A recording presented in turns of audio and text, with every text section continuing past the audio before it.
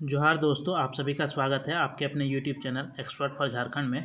दोस्तों, ये वीडियो उन दोस्तों के लिए खास होने वाला है जो जेटेट 2025 की तैयारी कर रहे हैं और आप एक झारखंड में शिक्षक बनना चाहते हैं। तो आपके लिए ये बड़ा ही सुनहरा मौका है दोस्तों शिक्षक बनने का, चूँकि 2016 के बाद जो है झारखंड में अभी तक टेट का परीक्षा नहीं हुआ है और 2025 में जो है आपका लगभग अक्टूबर में जो है एग्ज़ाम टेट का लिया जाएगा। तो आपको तैयारी जो है पहले से करनी है, जिसके तहत जो है आपको इस वीडियो में चाइल्ड डेवलपमेंट एंड पेडागोजी में जो है आपको पेडागोजी में बाल विकास एवं शिक्षण शास्त्र के तहत जो है 30 MCQ कराया जाएगा। ठीक है, चाइल्ड डेवलपमेंट एंड पेडागोजी में जो है आपको 30 MCQ कराया जाएगा और ये जो है सेट आपका पहला सेट है दोस्तों। और सभी प्रश्न जो है आपके न्यू सिलेबस पर आधारित हैं, इसलिए ये वीडियो जो है आप लोगों के लिए खास हो जाता है दोस्तों। तो जितने भी जेटेट की तैयारी करने वाले विद्यार्थी हैं और आप वीडियो को अगर देख रहे हैं और चैनल में अगर आप नए हैं तो ज़रूर से आप चैनल को सब्सक्राइब कर लें और बेल आइकन को आप ऑन रखें ताकि मेरे द्वारा जो भी वीडियो दिया जाए उसका नोटिफिकेशन सबसे पहले आप तक पहुंच सके। इसलिए ये वीडियो जो है आपके लिए ख़ास होता है। वीडियो आपको अगर अच्छा लगे तो आप ज़रूर से वीडियो को एक लाइक कीजिए और अपने दोस्तों के पास जो है वीडियो को ज़्यादा से ज़्यादा शेयर कर दीजिए। तो जैसे कि दोस्तों आप देख पा रहे हैं, आज का पहला प्रश्न है। अब वीडियो आपको अच्छा लगे तो ज़रूर से लाइक कीजिएगा दोस्तों। आप लोग वीडियो देख लेते हैं और लाइक करना जो है भूल जाते हैं, इसलिए आप लोग वीडियो को लाइक ज़रूर से कीजिएगा और अपने दोस्तों के पास भी जो है वीडियो को ज़्यादा से ज़्यादा शेयर कर दीजिएगा। ये पहला टेस्ट है दोस्तों, सेट 1 जो है ये पहला है जेटेट का आपका CDP के अंतर्गत। ठीक है, तो पहला सवाल है आपका कि प्रतिभाशाली विद्यार्थियों को खाली जगह से जुड़े प्रश्नों पर अधिक समय देने के लिए कहा जाता है स्मरणात्मक, सृजनात्मक, समझबोध या विश्लेषणात्मक। तो इसका राइट आंसर जो होगा दोस्तों क्या होगा, आपको बताना है कि इसका राइट आंसर क्या होगा। तो आपको बता दें कि इसका राइट आंसर जो होगा वह ऑप्शन नंबर बी होगा, सृजनात्मक। ठीक है, सृजनात्मक मतलब करके, कुछ करके जो है सीखने की जो कला होती है, इसी को जो है क्या बोलते हैं, सृजनात्मक। यानी कि कुछ क्रिया को करने के बाद उससे जो सीखा जाता है इसी को सृजनात्मक कहा जाता है। ठीक है, चलिए नेक्स्ट सवाल पे हम चलते हैं दोस्तों। नेक्स्ट सवाल आपका है कि संज्ञानात्मक विकास में निम्न में से किसके द्वारा समर्थित होता है। पहला ऑप्शन है जितना संभव हो उतनी आवृत्ति से संगत और सुनियोजित परीक्षाओं का आयोजन करने से, एक समृद्ध और विविधपूर्ण वातावरण उपलब्ध कराने से, या सहयोगात्मक से अधिक वैयक्तिक गतिविधियों पर ध्यान केंद्रित करके, या उन गतिविधियों को प्रस्तुत करके जो पारंपरिक पद्धतियों को सुदृढ़ बनाती है। तो इसका राइट आंसर क्या होगा दोस्तों, इसका राइट आंसर आपका हो जाएगा ऑप्शन नंबर बी।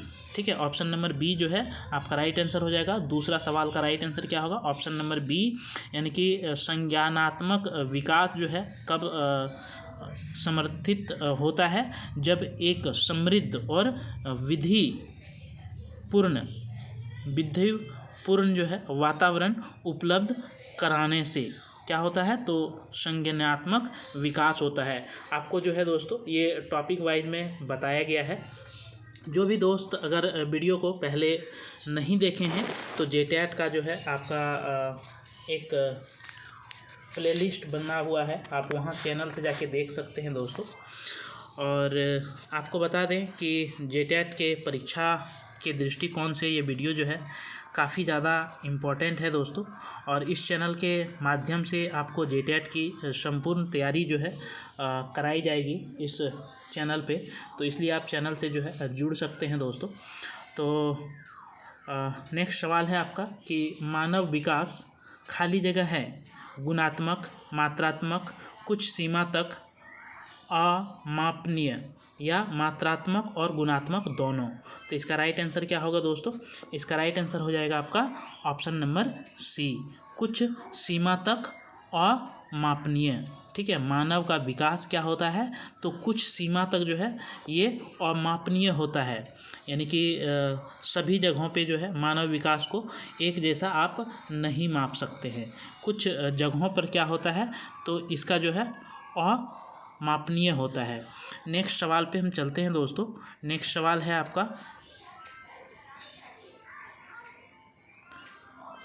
कि प्राकृतिक पोषण विवाद निम्न में से किससे संबंधित है? व्यवहार एवं वातावरण से, आनुवांशिकी एवं वातावरण से, जीव विज्ञान एवं वातावरण से, वातावरण एवं पालन पोषण से। तो प्राकृतिक पोषण विवाद जो है ये किससे संबंध रखता है? इसका राइट आंसर जो होगा दोस्तों वह आपका ऑप्शन नंबर बी हो जाएगा, आनुवांशिकी एवं वातावरण से। ठीक है, आपका जो आनुवांशिकी यानी कि आनुवांशिक जो होता है, आप लोग साइंस में पढ़े होंगे, डीएनए जो है क्या है, तो एक आनुवांशिकी है। आनुवांशिकी का मतलब होता है कि जो उस प्रजाति के कुछ गुण अगर नेक्स्ट जनरेशन में जो आता है, यानी कि आप के पिता का कुछ गुण अगर बेटे में आता है तो उसी को क्या कहा जाता है, तो आनुवांशिकी कहा जाता है। और वातावरण तो आप समझते ही हैं दोस्तों कि आपके आसपास के जो क्षेत्र होते हैं उसे क्या कहा जाता है, तो वातावरण कहा जाता है। यानी कि प्राकृतिक पोषण विवाद जो है ये क्या है, तो आनुवांशिकी एवं वातावरण से जो है संबंध रखता है। नेक्स्ट सवाल है आपका कि निम्न में से कौन सा सीखने की शैली का एक उदाहरण है? संग्रहण, चाक्षु, तथ्यात्मक, स्पष्ट संबंधी। तो इसका जो राइट आंसर होगा दोस्तों वह क्या होगा? तो इसका राइट आंसर होगा आपका ऑप्शन नंबर बी, चक्षुष। ठीक है, चक्षुष जो है ये सीखने की शैली का एक उदाहरण है। ठीक है, जैसे कि ये चक्षुष मतलब क्या होता है दोस्तों? आँख से जो चीज़ें आप देखते हैं उन चीज़ों को जो है आप ज़्यादा सीख पाते हैं और समझ पाते हैं। खुद अपने जीवन में आपने इसका परिकलन किया होगा कि जो चीज़ों को आप जितनी बार देखते हैं वह चीज़ जो है आपको उतनी अच्छी तरीके से याद होता है या फिर आप दिमाग में जो है उसे सेट कर पाते हैं। ठीक है, इसलिए जो है चक्षुष यहाँ पे राइट आंसर हो जाएगा, विजुअल। नेक्स्ट सवाल पे चलते हैं दोस्तों। नेक्स्ट सवाल है आपका कि किसने सबसे पहले बुद्धि परीक्षण का निर्माण किया? रॉबर्ट स्टर्नबर्ग, अल्फ्रेड बीने, या डेविड वेसलर, या हर्बर्ट स्पेनर। तो इसका जो राइट आंसर होगा दोस्तों वह क्या होगा? तो ऑप्शन नंबर बी जो है इसका राइट आंसर हो जाएगा, अल्फ्रेड बीने। ठीक है, ऑप्शन नंबर बी जो है आपका राइट आंसर होगा। बुद्धि परीक्षण का निर्माण किसने किया था? तो अल्फ्रेड बीने ने किया था। काफ़ी इंपॉर्टेंट है दोस्तों आपके लिए। नेक्स्ट सवाल पे हम चलते हैं। नेक्स्ट सवाल आपका है कि एक शिक्षक कक्षा के कार्य को एकत्र करता है। एक शिक्षक कक्षा के कार्य को एकत्र करता है और उन्हें पढ़ाता है, उसके बाद योजना बनाता है और अगले पाठ को बच्चों की आवश्यकता को पूरा करने के लिए समायोजित करता है। इस शिक्षण कार्य को आप क्या कहेंगे? सीखने का आकलन, सीखने के रूप में आकलन, सीखने के समय का आकलन, सीखने के लिए आकलन। तो इसका जो राइट आंसर होगा वह क्या होगा दोस्तों? तो इसका राइट आंसर आपका हो जाएगा ऑप्शन नंबर डी। ठीक है, ऑप्शन नंबर डी, सीखने के लिए आकलन। इसका जो है राइट आंसर क्या होगा? तो सीखने के लिए जो है इन जो आपको प्रश्नों में बताया गया है इसमें यही निकल के सामने आता है कि इसमें सीखने के लिए बच्चों को क्या किया जा रहा है? तो आकलन किया जा रहा है। ठीक है, तो चलिए हम नेक्स्ट सवाल पे चलते हैं दोस्तों। नेक्स्ट सवाल पे हम चलते हैं। नेक्स्ट सवाल है आपका कि प्रवाह पूर्णता, व्याख्या, मौलिकता और लचीलापन खाली जगह के साथ संबंधित तत्व है। प्रतिभा, अपसारी चिंतन, त्वरण या गुण। तो इसका जो राइट आंसर होगा दोस्तों वह क्या हो जाएगा? तो इसका राइट आंसर होगा आपका ऑप्शन नंबर ए, प्रतिभा। ठीक है।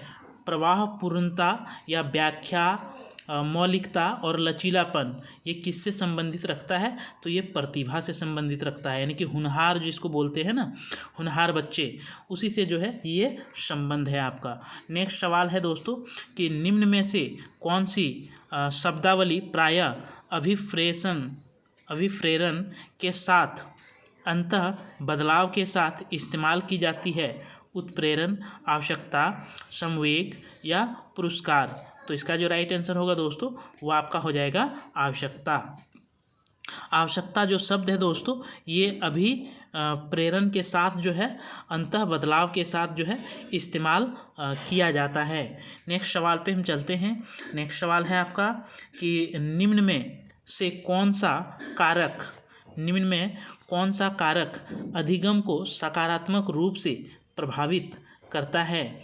माता पिता की ओर से दबाव, सहपाठियों से प्रतियोगिता, अर्थपूर्ण संबंध या अनुत्तीर्ण हो जाने का भय।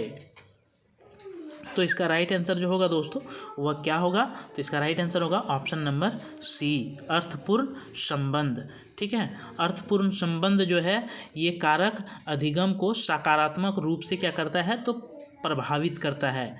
ठीक है, अर्थपूर्ण संबंध क्या करता है? सकारात्मक रूप से प्रभावित करता है किसको? तो अधिगम को। नेक्स्ट सवाल पे हम चलते हैं। नेक्स्ट सवाल है आपका कि निम्न में से कौन सामाजिकीकरण की एक निष्क्रिय एजेंसी है? सामाजिकरण का जो है एक निष्क्रिय एजेंसी कौन है? परिवार, स्वास्थ्य क्लब, इको क्लब, सार्वजनिक पुस्तकालय। तो इसका जो राइट आंसर होगा दोस्तों वो आपका ऑप्शन नंबर डी जो है राइट आंसर हो जाएगा, सार्वजनिक पुस्तकालय। ठीक है, सार्वजनिक पुस्तकालय जो है ये सामाजिकरण की एक निष्क्रिय एजेंसी के रूप में कार्य करता है। नेक्स्ट सवाल है आपका कि वाइगोत्स्की के सिद्धांत में विकास के कौन से पहलू की उपेक्षा होती है? सामाजिक, सांस्कृतिक, जैविक या भाषाई। तो इसका जो राइट आंसर होगा दोस्तों वह क्या होगा? तो राइट आंसर हो जाएगा ऑप्शन नंबर सी, जैविक। ठीक है, ऑप्शन नंबर सी जो है आपका राइट आंसर होगा। वाइगोत्स्की के सिद्धांत जो विकास के जो पहलू हैं वह जैविक को बनाया गया है। ठीक है, जैविक में क्या क्या आता है? तो जितने भी जीव जंतु हैं ये सारे जैविक में आते हैं। ठीक है, नेक्स्ट सवाल पे हम चलते हैं। नेक्स्ट सवाल है कि मनोवैज्ञानिक स्टर्नबर्ग का बुद्धि का त्रिस्तरीय सिद्धांत का एक रूप है। प्रायोगिक बुद्धि, व्यवहारिक बुद्धि, संसाधनपूर्ण बुद्धि या गणितीय बुद्धि। तो इसका आपको राइट आंसर बताना है दोस्तों कि स्टर्नबर्ग का जो बुद्धि है त्रिस्तरीय सिद्धांत के रूप में ये कौन सा है जो आपका राइट आंसर होगा? तो इसका राइट आंसर होगा व्यवहारिक बुद्धि। ठीक है, स्टर्नबर्ग के जो मनोवैज्ञानिक थे और इन्होंने बुद्धि का त्रिस्तरीय सिद्धांत का एक रूप बताया है, वह क्या बताया है? तो व्यवहारिक बुद्धि बताया है। नेक्स्ट सवाल पे चलते हैं दोस्तों। नेक्स्ट सवाल है आपका कि कक्षा में लिंग विभेद क्या होता है? लिंग विभेद जो होता है वह क्या होता है ये बताना है कि महिला शिक्षकों की तुलना में पुरुष शिक्षकों द्वारा अधिक किया जाता है, या छात्रों के कार्य निष्पादन को प्रभावित नहीं करता है, छात्रों हतोत्साहित करने वाले प्रयासों का कारण बन सकता है, या पुरुष छात्रों के वृद्धि उन्मुख प्रयासों के निष्पादन का कारण बन सकता है। तो इसमें से आपको बताना है कि कक्षा में लिंग विभेद क्या है? तो इसका राइट आंसर होगा दोस्तों ऑप्शन नंबर सी, छात्रों को हतोत्साहित करने वाले प्रयासों का कारण बन सकता है। अगर कक्षा में आप एक दूसरे लिंग का भेद बताने लगेंगे और सभी को जो है अलग करने लगेंगे लिंग के आधार पे, तो छात्रों में क्या होगा? तो हतोत्साहित होने का कारण जो है बढ़ जाएगा। ठीक है, छात्र आपके हतोत्साहित हो जाएंगे, यानी कि विचलित हो जाएंगे। नेक्स्ट सवाल पे हम चलते हैं दोस्तों। नेक्स्ट सवाल आपका है और वीडियो आपको अच्छा लगे दोस्तों तो आप लोग ज़रूर से लाइक कीजिएगा। आप लोग वीडियो अंत तक तो देख लेते हैं मगर लाइक आप लोग नहीं करते हैं। आप लोग लाइक कीजिए और कमेंट भी कीजिए कि आपको क्या परेशानी है। आप को अगर किसी प्रकार की इस वीडियो में दिक्कत हुई या किसी प्रकार का कुछ डाउट्स है तो आप ज़रूर से कमेंट बॉक्स में लिखिए दोस्तों। कमेंट बॉक्स में जो है आपको जवाब दिया जाएगा। अगर नए मित्र हैं तो आप ज़रूर से चैनल को सब्सक्राइब कीजिए, क्योंकि इस चैनल के माध्यम से 9:30 बजे रात में जो है आपको लाइव क्लास में झारखंड जीके कराया जाता है। झारखंड जीके कराया जाता है, जो कि आगामी आपके जितने भी परीक्षाएं आयोजित होगी उन सभी परीक्षाओं के दृष्टिकोण से ये लाइव सेशन काफ़ी ज़्यादा इम्पोर्टेंट होता है। क्योंकि इसमें एक ख़ास है कि टॉपिक वाइज जो है आपको एमसीक्यू के माध्यम से किसी एक टॉपिक को पूरे कवर एक वीडियो में कर दिया जाता है। जो दोस्त पहले से तैयारी झारखंड जीके का कर चुके हैं उसके लिए रिवीजन का काम कर जाएगा, और जो बच्चे नहीं किए हैं उसके 0 से हीरो तक का क्लास काम कर जाएगा। इसलिए आप लोग 9:30 बजे रात में ज़रूर लाइव सेशन में जुड़े दोस्तों झारखंड जीके का। ठीक है, तो चलिए हम नेक्स्ट सवाल पे चलते हैं। नेक्स्ट सवाल आपका जो है, नेक्स्ट सवाल है कि एक छात्र हुंडरू फॉल जाना चाहता है। ये हुंडरू फॉल जो है दोस्तों ये आपका कहाँ है, तो रांची में है। ठीक है, इसकी ऊंचाई कितनी है, तो 98 मीटर है। ठीक है, 98 मीटर है। तो ये हुंडरू फॉल जाना चाहता है। दूसरा छात्र कहता है कि मैं इससे सहमत नहीं हूँ। यदि जाना है तो छात्रों के बहुमत से स्थान का चयन किया जाएगा। अपने सहपाठी का विरोध जीन पियाजे के सिद्धांत के तत्व से संबंधित है। संज्ञानात्मक अपरिपक्वता या सहयोग की नैतिकता या प्रतिक्रिया या विषमांग नैतिकता। तो इसका जो राइट आंसर होगा दोस्तों वह क्या होगा, तो आपका ऑप्शन नंबर बी हो जाएगा, सहयोग की नैतिकता। ये किसने दिया था दोस्तों, तो जीन पियाजे ने जो है आपका सिद्धांत दिया था सहयोग की नैतिकता। ठीक है, चलिए नेक्स्ट सवाल पे अब चलते हैं हम। नेक्स्ट सवाल आपका है कि गणित में अधिगम निर्योग्यता का आकलन निम्न में से किस विधि के द्वारा परीक्षण सर्वाधिक उचित तरीके से किया जा सकता है। निदात्मक परीक्षण, उपलब्धि परीक्षण, स्क्रीनिंग परीक्षण या अभिक्षमता परीक्षण। तो इसका जो राइट आंसर होगा दोस्तों वो आपका क्या होगा, तो इसका राइट आंसर होगा निदात्मक परीक्षण। ऑप्शन नंबर ए जो है ये आपका राइट आंसर होगा। गणित में अधिगम निर्योग्यता का आकलन जो है किससे किया जाता है, तो निदात्मक परीक्षण से किया जाता है। ठीक है, निदात्मक परीक्षण विधि से किया जाता है। नेक्स्ट सवाल आपका है दोस्तों कि विद्यालय में सभी के लिए शिक्षा यह वाक्यखंड बोध कराता है।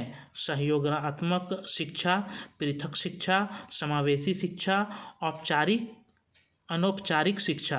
तो इसका जो राइट आंसर होगा दोस्तों वो आपका ऑप्शन नंबर सी जो है राइट आंसर होगा। विद्यालय में सभी के लिए जो शिक्षा होता है वह क्या होता है, तो समावेशी शिक्षा होता है। सभी के लिए एक समान, यानी कि सभी के लिए जो है बराबर शिक्षा जो है विद्यालय में होता है। इसलिए जो है इसे क्या कहा जाता है, तो समावेशी शिक्षा कहा जाता है। नेक्स्ट सवाल पे हम चलते हैं दोस्तों। नेक्स्ट सवाल है कि निम्न में से कौन सा कौशल संवेगात्मक बुद्धि से संबंधित है। विचार करना, समान अनुभूति देना, याद करना या गतिक प्रक्रमण। तो इसका जो राइट आंसर होगा दोस्तों वो आपका क्या हो जाएगा, तो इसका राइट आंसर होगा ऑप्शन नंबर बी, समान अनुभूति देना। ऑप्शन नंबर बी जो है आपका राइट आंसर हो जाएगा। ठीक है, नेक्स्ट सवाल पे हम चलते हैं। नेक्स्ट सवाल आपका है कि कोई छात्र वर्ग कार्य करता है, यानी कि कक्षा में दिए गए काम को जो है करता है, और शिक्षक ने यह देखा कि बच्चे को हीरे का चित्र बनाने में कठिनाई हो रही है। शिक्षक जो है उसे बच्चे को देखता है कि हीरे का जो चित्र है उसको बनाने में कठिनाई हो रही है। तो शिक्षक का यह पर्यवेक्षण शिक्षण के किस सिद्धांत का घोतक है। विकास निरंतर होता है। विकास की प्रक्रिया एक उत्परिवर्तनीय प्रक्रिया है। या विकास का एक व्यवस्थित क्रम में होने की प्रवृत्ति से संबंधित है। या अलग अलग लोग के लिए विकास की प्रक्रिया अलग अलग होती है। तो इसका जो राइट आंसर होगा दोस्तों वो आपका ऑप्शन नंबर सी जो है राइट आंसर होगा। ठीक है, ये शिक्षण के किस सिद्धांत को जो है दर्शाता है, तो विकास का एक व्यवस्थित क्रम में होने की जो है प्रवृत्ति से संबंधित है। ठीक है, विकास के क्रम में होने वाले क्रम में एक प्रवृत्ति से जो है संबंधित है, इसलिए ऑप्शन नंबर सी जो है आपका राइट आंसर होगा। नेक्स्ट सवाल पे हम चलते हैं दोस्तों। नेक्स्ट सवाल आपका है कि भाषा विकास के संदर्भ में कौन सा क्षेत्र पियाजे के द्वारा कमतर आंका गया है? सामाजिक अंतःक्रिया, अनुवांशिकता, अंग केंद्रित भाषा या छात्रों द्वारा सक्रियात्मक रचना। तो इसका जो राइट आंसर होगा दोस्तों वो आपका option number A right answer हो जाएगा, सामाजिक अंतःक्रिया। ऑप्शन नंबर ए जो है ये आपका राइट आंसर होगा। ठीक है, भाषा विकास के संदर्भ में जो है सामाजिक अंतःक्रिया पियाजे के द्वारा जो है कमतर आंका गया है। नेक्स्ट सवाल आपका है दोस्तों कि एक समावेशी कक्षा वह है जहां, एक समावेशी कक्षा जो है किसे आप कह सकते हैं ये आपको बताना है। जहां शिक्षक केवल पुस्तक से पढ़ते हैं, जहां शिक्षक प्रत्येक छात्रों के लिए सार्थक अधिगम का वातावरण तैयार करते हैं, शिक्षक छात्रों समस्याओं से अधिक समाधान हेतु प्रेरित करते हैं, जहां आकलन की पुनरावृत्ति होती है। तो आपको बताना है कि ये चार ऑप्शन में कौन सा सही है। तो इसका राइट आंसर आपका हो जाएगा दोस्तों ऑप्शन नंबर बी, यानी कि एक समावेशी कक्षा वह कक्षा होता है जहां शिक्षक प्रत्येक छात्रों के लिए सार्थक अधिगम का वातावरण तैयार करता है, यानी कि सभी बच्चों के लिए वह समान जो है अधिगम या सार्थक जो है शिक्षा देने का प्रयास करता है। नेक्स्ट सवाल पे हम चलते हैं दोस्तों।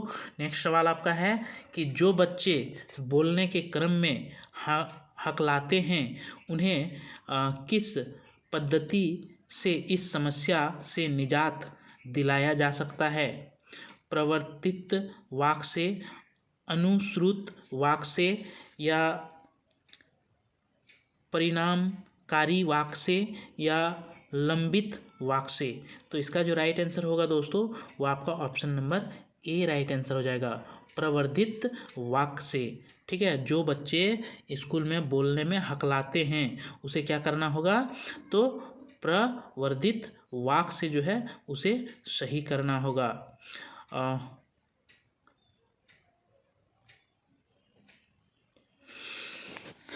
नेक्स्ट सवाल पे हम चलें दोस्तों।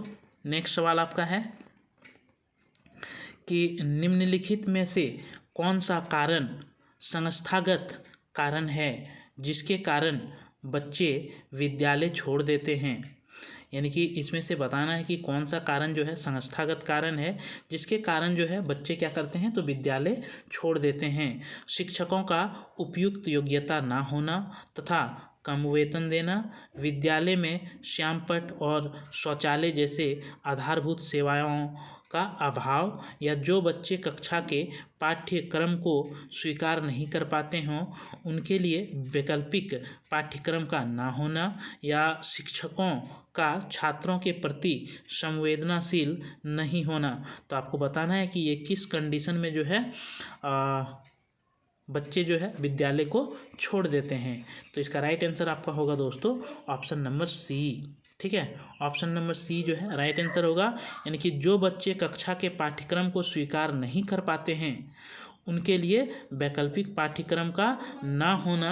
यही जो है बच्चे को जब समझ में नहीं आता है, एक दिन वह जाता है नहीं समझ में आएगा, दूसरे दिन फिर वह स्कूल जाता है तो उसको समझ में पहले दिन ही नहीं आया था तो उसके लिए उसको डांट खानी पड़ती है, तीसरे दिन उसे मार खानी पड़ती है। इस तरह से उसके जब माइंड में कुछ नहीं घुसता है दोस्तों, नहीं समझ में आता है, तो अंतिम में वह क्या करता है, तो विद्यालय को छोड़ देता है। इसलिए वैकल्पिक पाठ्यक्रम का भी शिक्षा की ज़रूरत होती है। ठीक है, नेक्स्ट सवाल पे हम चलते हैं।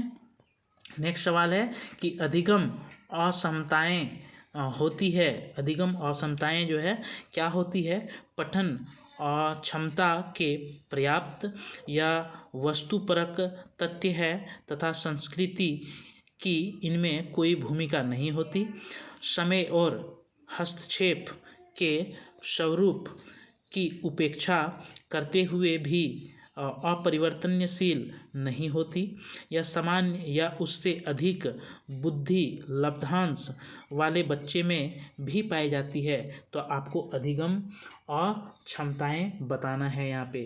तो इसका राइट आंसर अब क्या होगा दोस्तों? इसका राइट आंसर हो जाएगा आपका ऑप्शन नंबर डी। ठीक है, सामान्य या उससे अधिक जो बुद्धि लब्धांश वाले बच्चे में भी पाया जाता है, उसी को क्या बोलते हैं? तो अधिगम और क्षमताएं बोलते हैं। ठीक है, नेक्स्ट सवाल पे हम चलते हैं। नेक्स्ट सवाल आपका है दोस्तों कि जो शिक्षक अपने बच्चों के त्रुटियों में सुधार करना चाहते हैं, उनके लिए समुचित मार्ग है उन त्रुटियों को संशोधित करना चाहिए जो अर्थ और अवबोधात्मक में हस्तक्षेप करती है। छात्रों के प्रत्येक त्रुटि को दूर करना चाहिए, क्यों ना उसे विद्यालय में देर तक बैठना पड़े। कम बार होने वाले त्रुटियों में अधिक संशोधन करना चाहिए। त्रुटि संशोधन से बच्चे क्षुब्ध हो जाते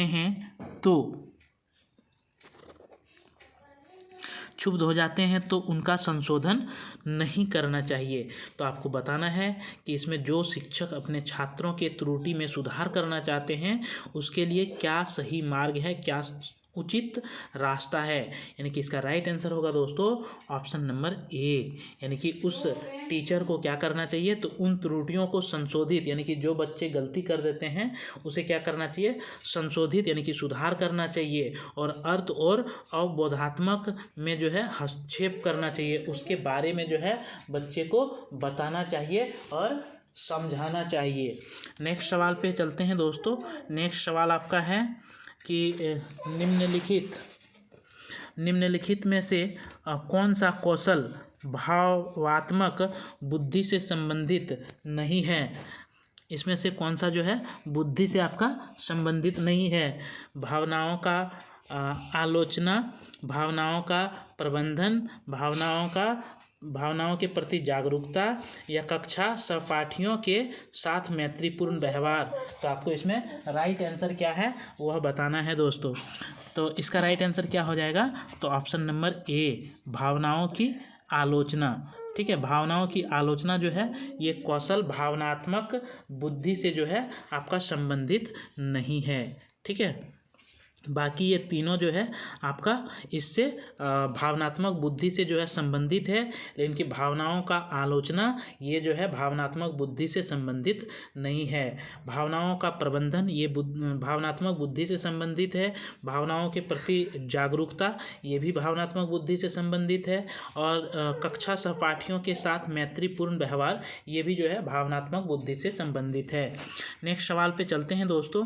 नेक्स्ट सवाल है आपका कि कक्षा में ध्यान न देने वाले बच्चे से व्यवहार करने के लिए कौन सा उपाय सर्वाधिक लाभकारी हो सकता है? बच्चे को महसूस कराने के लिए बार बार डांटना, ध्यान केंद्रित करने के लिए कक्षा कार्य कराते हुए बच्चे को खड़े रहने का आदेश देना, या बच्चे को उस जगह बैठाना जहां सबसे कम ध्यान भंग हो सके, या बच्चे के ध्यान को स्फूर्तियुक्त बनाने के लिए बीच बीच में उसे अवकाश देना, यानी कि छुट्टी देना। तो इसमें बताना है कि इसका राइट आंसर क्या होगा। तो इसका राइट आंसर होगा दोस्तों ऑप्शन नंबर सी। ठीक है, कक्षा में ध्यान ना देने वाले बच्चे के से जो है व्यवहार करने के लिए क्या उपाय है? तो बच्चे को उस जगह बैठाना जहाँ सबसे कम ध्यान भंग हो सके। किसका? तो बच्चे का। ठीक है, नेक्स्ट सवाल पे हम चलें।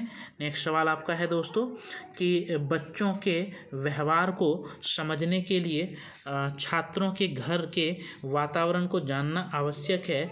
इस अनुक्रिया का संबंध शिक्षण के किस सिद्धांत से संबंध रखता है? व्यवहारिकवादी, पारिस्थितिकी, रचनावादी या उपरोक्त सभी?